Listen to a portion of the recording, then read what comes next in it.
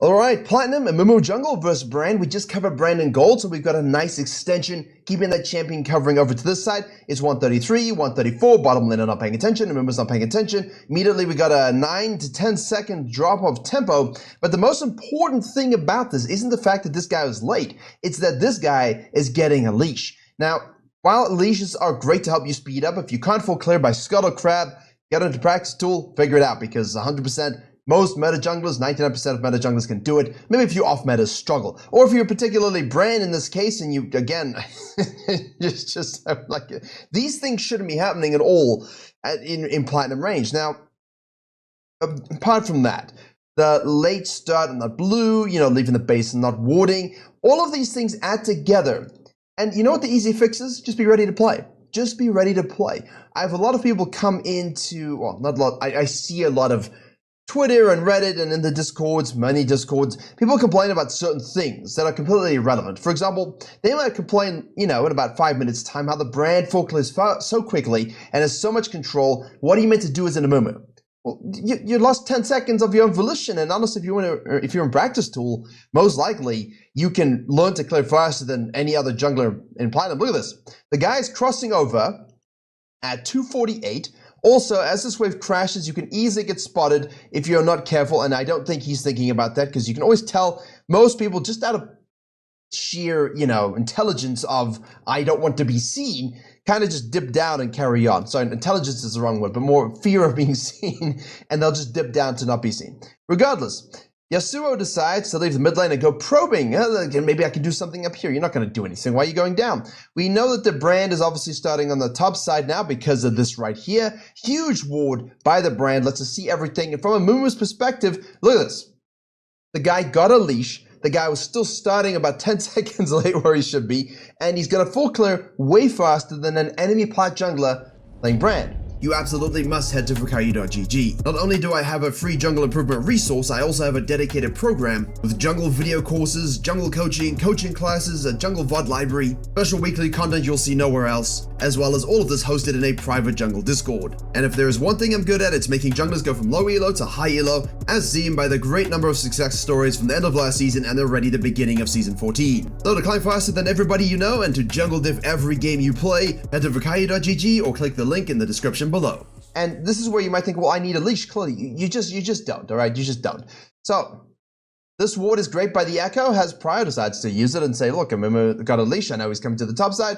And as is the way in League of Legends, most people will still die to this. Echo decides to go in, which I much prefer in this scenario if you know you can kill. I kind of baited myself a little bit there. I was like, maybe. No. I mean, hey, can I turn this scenario? And we covered this with a top lane Ornn a couple weeks ago. There was a top lane Ornn, and he, as we have a bottom lane gank here, and he was in a similar situation, and he thought, hey, well, I might die anyway, and I can escape and live 100%, or I can just turn and kill the enemy laner and die anyway, which of course he chose to do. Better for him. So now the Amumu's on the top side, the Brand full clears and goes to the bottom side here. This is where it does suck a little bit.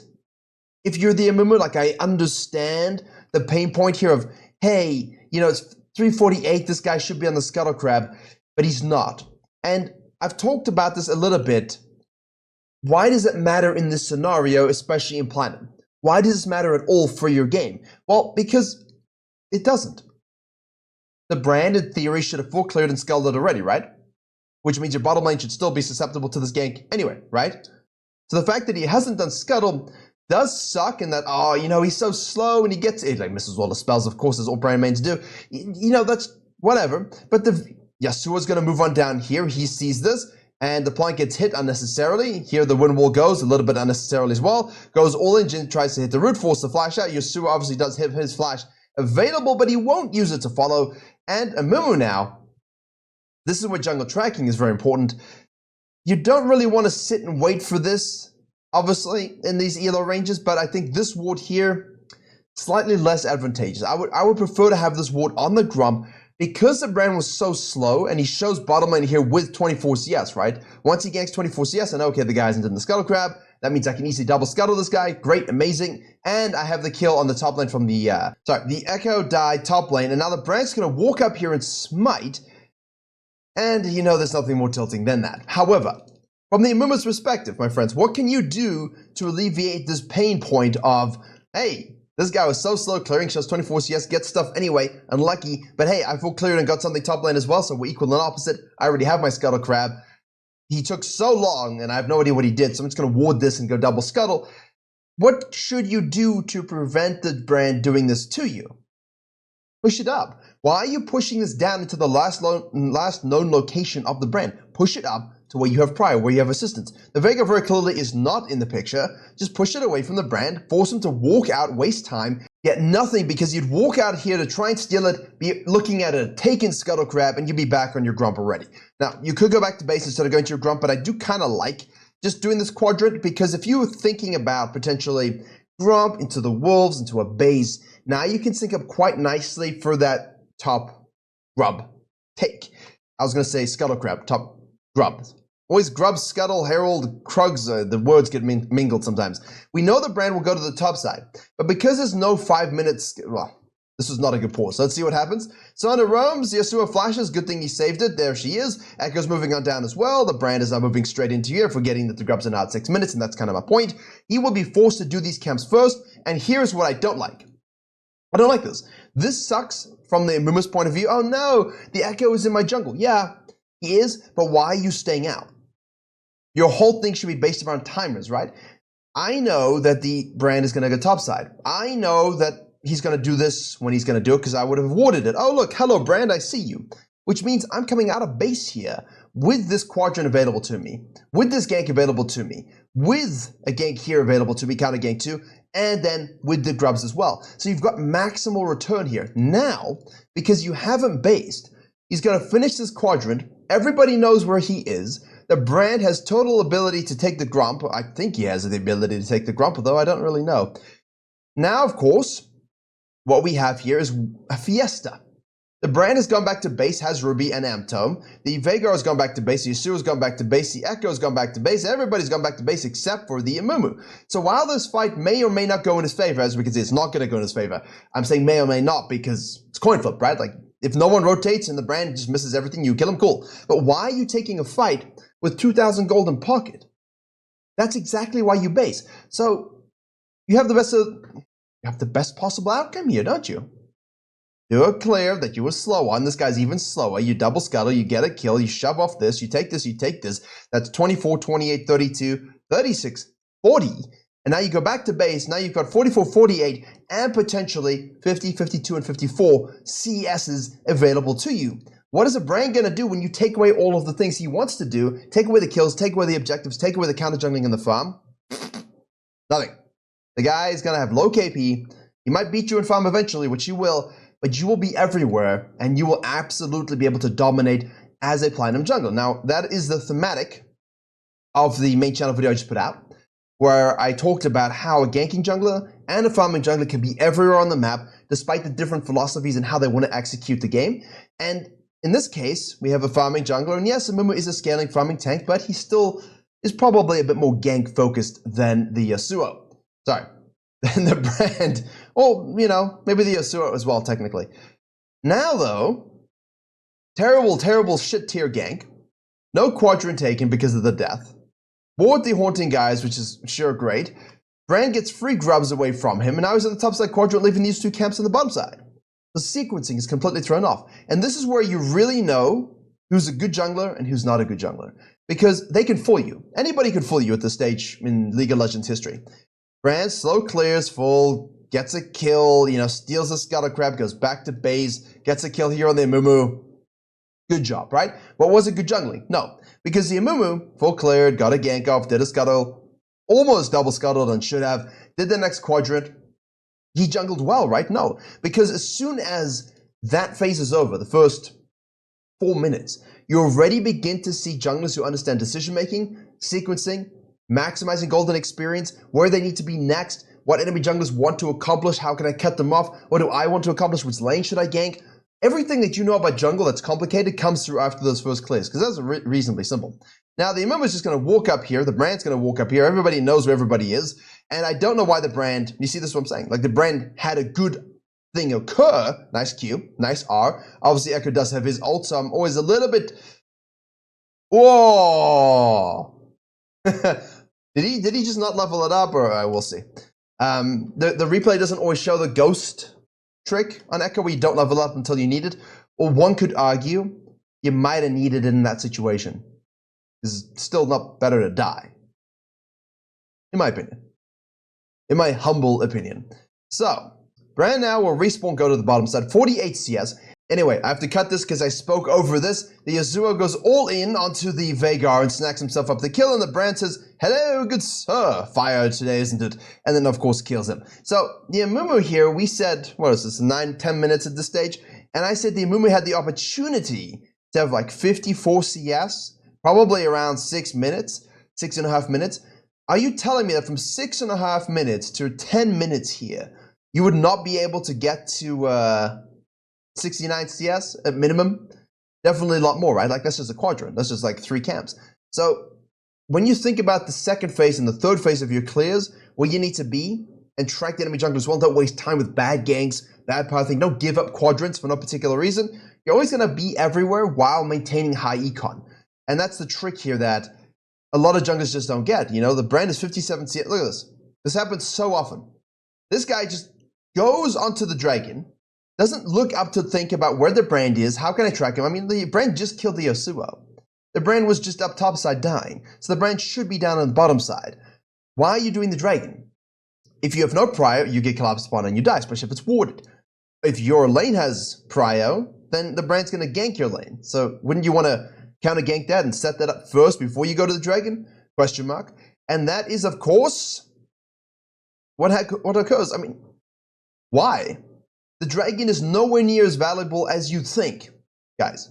It's powerful and souls are good, but I would rather have 6 scrubs, right? Give up the first 2 dragons and have all winning lanes. And then with that, I'm able to take all the plates and win the fights that allow me to get the 3rd, 4th, 5th, and 6th dragons. That's how I like to prefer, that's how I prefer to see the game at this stage. Although, look, if I don't have the ability, as a Fiesta develops here, if I don't have the ability to take the grubs at all, no prio, and it is what it is, we do alt up with the Amumu, there we go, nice fight.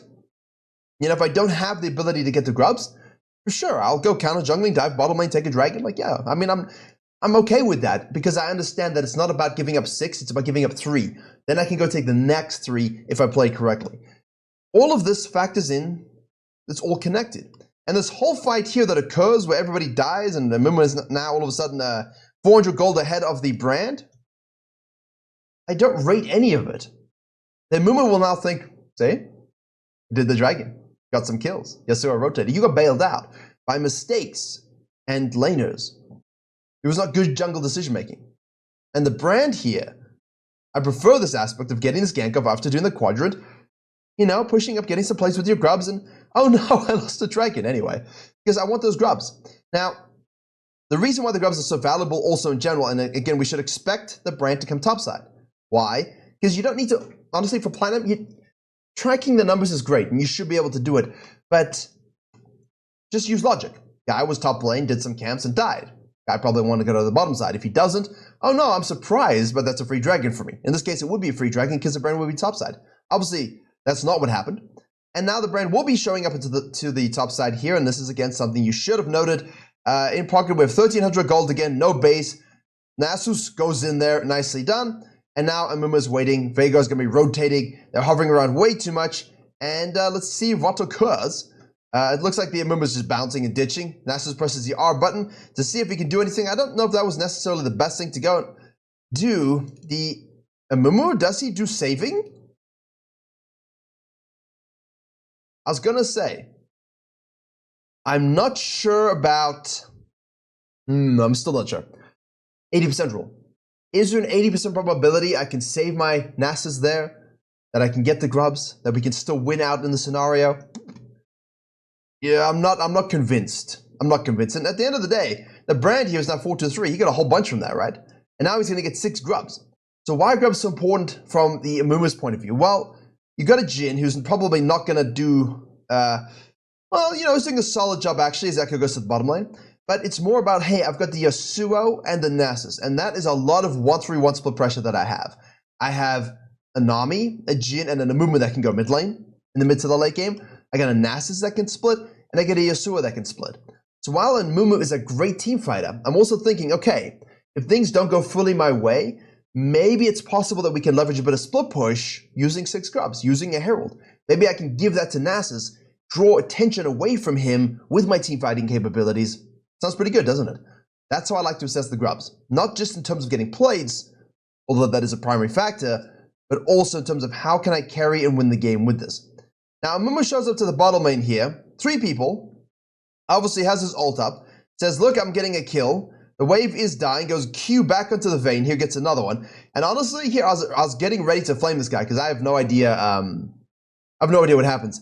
I was getting ready to say, look, if you go in here and you don't know what you're doing, not good. However, the guy was like, Leandries, got Silk Boots, I'm full AP Amumu. They're gonna die. And they did. They overstayed and they died to the Amumu, and everybody else shows up and 3 kills over towards the red team. Huge. Absolutely huge. We like that. We enjoy that. And now you're saying, well, aren't you taking a different perspective as to what you were just saying? Yes. Aren't you results basing it? A little bit. I don't like to do it, but I am a little bit. But the ultimate truth is, my friend, if you see 3 people down here and you're a weak-ass jungler who cannot kill all 3 of them, it's better to let the turret go, control your Grump, control your wolves, deep ward your jungle, snack a Scuttle Crab, gank and win somewhere else, get another objective, do the Herald. Don't die trying to 3v1 if you cannot. In my case, it was less, this is a stupid play, you should never do it, and more, do I trust this Amumu to do it? Right? Like, do I trust the player to do it? And hey, he did. Good job. Cool. Me, personally, if I can kill 3 people, I'll do it as well. However, if I think, okay, look, there's 3 people bottom lane, you know, maybe I want to do the Herald and take my top side. Maybe I want to push this mid lane turret out and get some more plates. Who knows? But the Amumu now is at 7.1 thousand gold at 16 minutes. The brand is at, 14 minutes. The brand is at 6.4. Again, let's not results based and say they both jungled in ingenious fashions, ingenious ways. But I will say, they have done things I've enjoyed.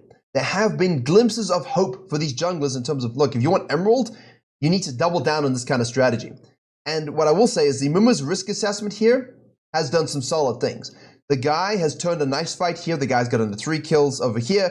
The guy did a decent dive approach here. He saved his Nasus and got a kill back even though he died. So those things were solid. It shows me, okay, the guy knows Amumu, the guy knows how his build works, and he knows how to maximize his damage output. What we didn't like, AFK here, we didn't like the terrible gank power thing around this way as he goes for the Herald. You know, we didn't like forcing the dragon when his, you know, you could have done something in that bottom lane. Those things are not so good, but that's what a climbing is about, right? Every day, every game, maximizing what you do well and what you do wrong, removing that and taking it over to the other side. In this situation now, we're going to do the Herald. No prior, Brand's going to show up. Obviously, the Brand is quite low and steals it. See, this is what I don't understand. See, like this, for example, is not good from the Amumu. Look at the map. Okay? Look at the map here. You see all of this? Okay. That means, in theory, it's free. I got it. But you got Smite, and you know that if Brand contests this unnecessarily, what you should be doing is right here, stop. Alright? You know Vago's over here. You know that these 3 are down here. You're gonna be absolutely fine. Right? Absolutely fine. You have ult up in 2, and you've got 2 bandage tosses. Why even allow the coin flip to happen? Unless you have a huge smite combo, don't. Q the sucker right now. Ult will be up once you hit your second Q. You're already going to hit him with an E. He died. You one-shot him. One-shot him first, and then do the Herald afterwards. You don't need anybody else. This is like those challenger videos on the main channel where they bide their time. They use all the intelligent pathing tricks that they know. They understand when and when not to fight. They know when to give shit up.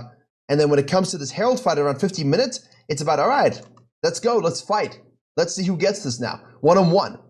And the jungler with the highest gold, resources, and knowledge about champion matchups will obviously do better.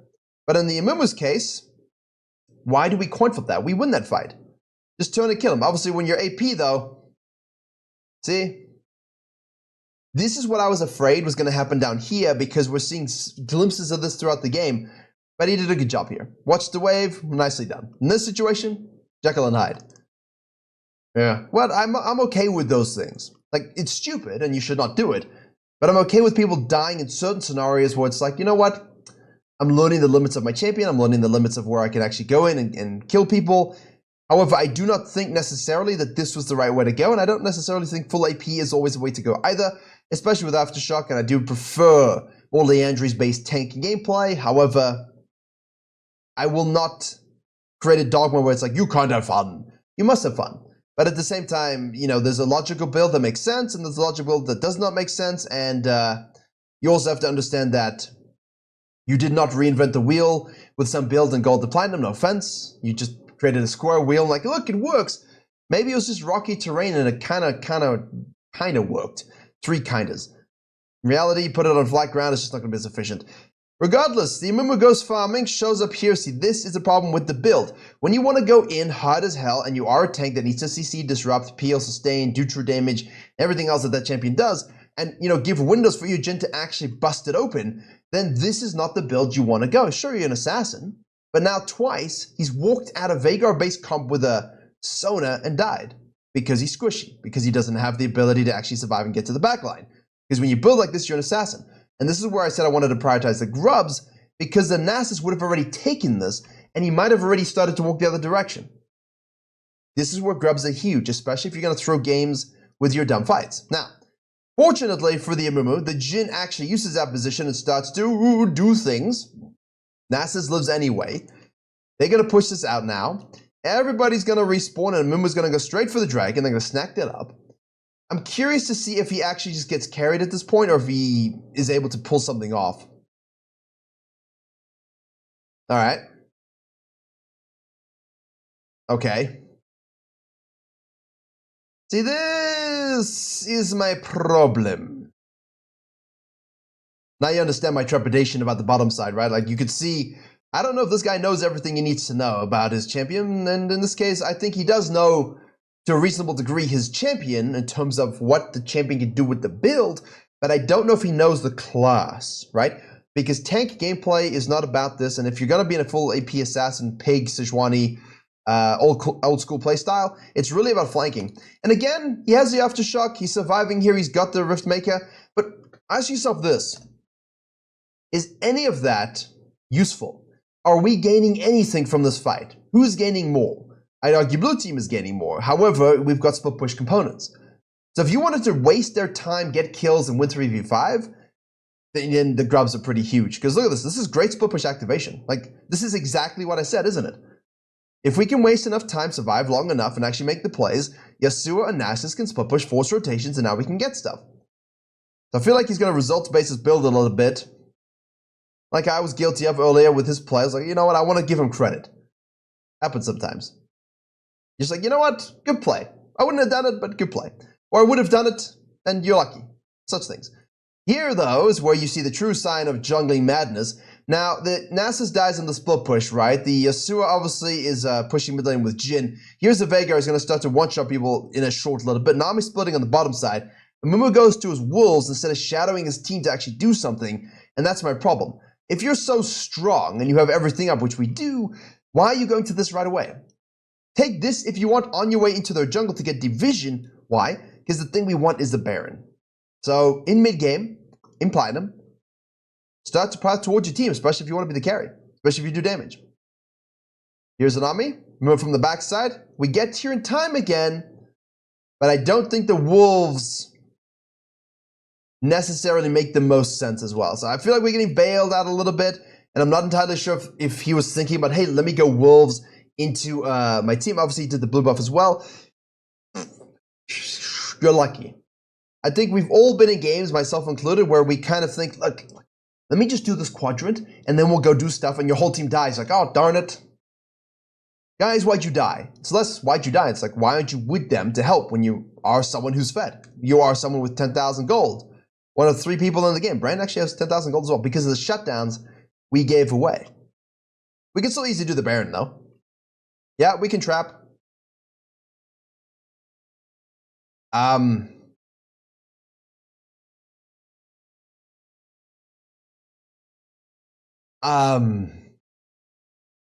You see what I mean?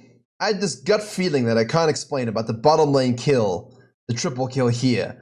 And it wasn't, again, about the limits of what is possible from a jungler point of view. It was more about Does this player know what he's doing? And more as this game goes on, I'm like, I think that was just an emotional response to bottom lane. I'm going in, no matter what, he'd be going in.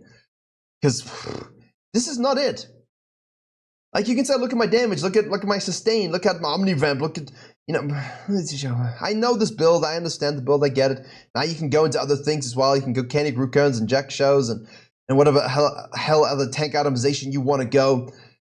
But I cannot help but feel just going Leandris into full tank afterwards with your Frozen Hearts, with your Candy Grookons, with your regular Merc Treads. I'll give you the Stalk Boots maybe for fun, but, you know, Merc Treads against that comp is broken. Broken! You're just going to be doing a lot more than trying to be an assassin. You agree? It's just kind of how I feel. Scrappy game.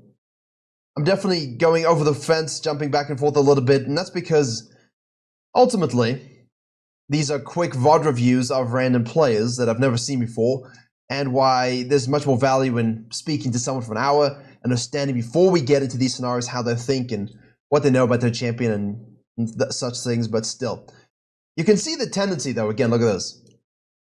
Out of base, inside out. What I just say, go outside in, right? If you're going to path and do camps, your Krugs, then your Raptors, so you can kite towards where your team is right now and synergize for the Dragon.